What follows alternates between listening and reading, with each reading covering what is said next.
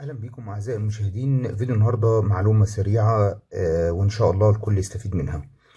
كنت شغال في الشاحن ده بظبط الجهد بتاعه عشان مشروع معين، ولاحظت ان المكثف اللي راكب على الجهد العالي مع الدخل كان مكثف 1 مايكرو فاراد 400 فولت. طبعا طبيعي يكون 400 فولت او 450 فولت، ولكن اللي مش طبيعي انه يكون 1 مايكرو فاراد. 1 مايكرو فاراد قيمة منخفضة جدا بالنسبة لأي شاحن، حتى لو كان الأمبير اللي خارج 250 ملي أمبير. إذا القيمة دي منخفضة جدا. على الأقل لو الشاحن بيخرج نص أمبير أو 500 ملي أمبير يكون 2.2. فأنا استبدلته بمكثف 3.3 مايكرو فاراد 400 فولت وظبطت الجهد، ولكن ده مش موضوعنا. موضوعنا هو المكثف ده كان في الخردة، فاختبرته قبل ما اركبه في الشاحن، وعند اختباره جاتني فكرة الفيديو ان احنا ازاي نعرف المكثف السليم من المكثف التالف.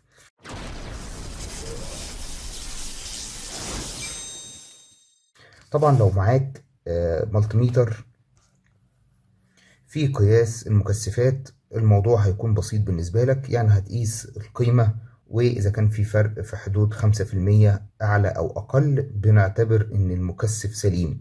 ولكن الاختبار ده مش اختبار نهائي. نشوف مع بعض على وضع فراد والمكثف قيمته 1 مايكرو فاراد. لازم نكون عارفين القيمة اللي مكتوب عليه، وهنفرغ شحنة المكثف بالشكل ده ونوصل الطرفين موجب أو سالب مش هتفرق، ونقيس القيمة زي ما حضراتكم شايفين 1 مايكرو فاراد. إذا المكثف هنقول عليه سليم، ولكن ده اختبار مبدئي. في قياس تاني وهو قياس مقاومة المكثف. يعني بدء الشحن بتكون المقاومة منخفضة، وعند اكتمال الشحن بيكون المقاومة ما لا نهاية. فده اختبار تاني بيزود احتمال ان يكون المكثف سليم. تعالوا نشوف مع بعض الاختبار ده من خلال وضع المقاومة. زي ما بنقول هنقيس مقاومة المكثف عند بدء الشحن وعند نهاية الشحن. المفروض زي ما بنقول عند بدء الشحن بتكون المقاومة منخفضة جدا، وعند اكتمال الشحن بتكون المقاومة ما لا نهاية أو أوبن سيركت. ازاي نظبط تدريج المقاومة مع قيمة المكثف؟ هناخد قانون أو معادلة 4 ميجا أو 4 مليون أوم ومقسومة على قيمة المكثف. نركز مع بعض. 4 ميجا أوم على قيمة المكثف، وهنظبط التدريج على الناتج اللي هيخرج.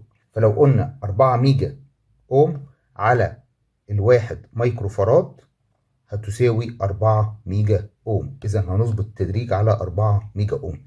ليه بنقول كده؟ لأن سرعة القراءة لو التدريج أقل من كده سرعة القراية مش هتديك فرصة إنك تشوف وتختبر المكثف اللي معاك. فعلى حسب قيمة المكثف بنحدد التدريج. 4 ميجا أوم على قيمة المكثف هتساوي قيمة الأوم اللي هتظبط عليه المالتيميتر.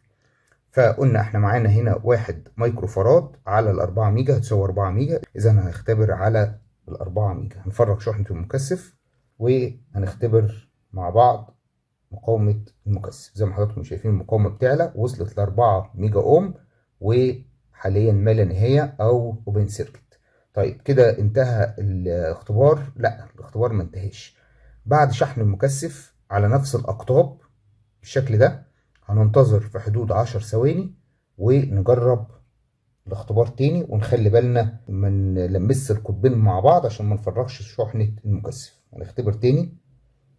لو أعطى قراءة إذا حدث تفريغ ذاتي للمكثف، وبالتالي المكثف تالف 100%. ولكن لو التدريج أعطانا ما لا نهاية برضو إذا مفيش تفريغ ذاتي للمكثف، وبيكون في احتمال كبير إن المكثف سليم بنسبة 95% أو كمان ممكن تصل ل 99%. طيب لو قلبنا القطبية، طبعا احنا بنعكس قطبية المكثف، وبالتالي هيشحن من تاني زي ما حضراتكم شايفين بيشحن ووصل ليه ل 4 ميجا، وحاليا اوبن سيركت. ننتظر 10 ثواني ونرجع تاني. لو اعطى قراءة اذا المكثف تالف ما ينفعش نستخدمه. مفيش قراءة اذا المكثف 99% سليم.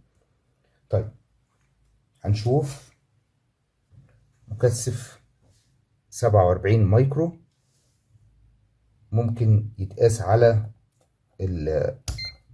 طبعا هتقسم 4 ميجا ثابت على قيمة المكثف، فهتخرج معانا قيمة معينة. بالممارسة بحددها 400 كيلو، وأفرغ شحنة المكثف ونوصل ونشوف.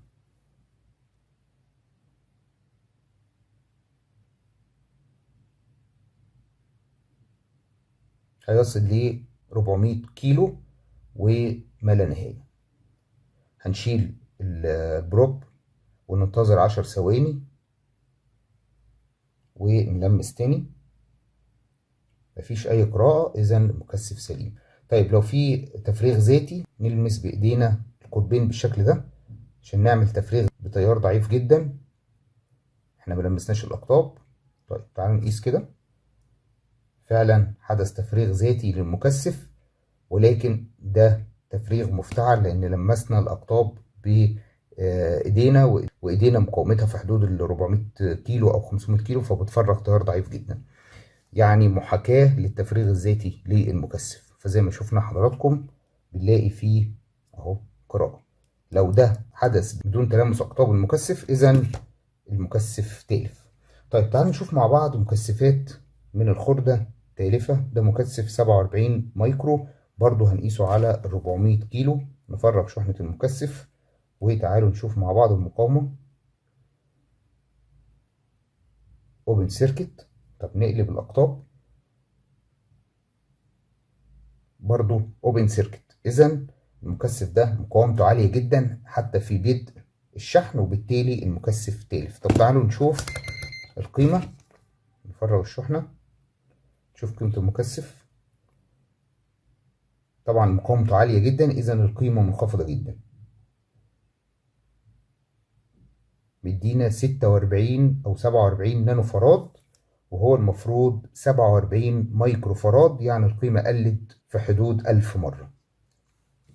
طيب نشوف مكثف تاني 2200 مايكرو فراد 500 فولت. ده بيتقاس على ال4 كيلو، برضو دي بالممارسة بنعرفها، ممكن تحسبها 4 مليون اوم على 2200، هيخرج معاك نسبة. هتضع التدريج على أقرب حاجة للناتج اللي طلع معاك. فرغ شحنة المكثف ونجرب. ده عامل شورت لأن المقاومة منخفضة جدا وثابتة، إذا في تفريغ ذاتي وفي نفس الوقت عامل شورت. طيب هنقلب برضو شورت. تعال نشوف القيمة.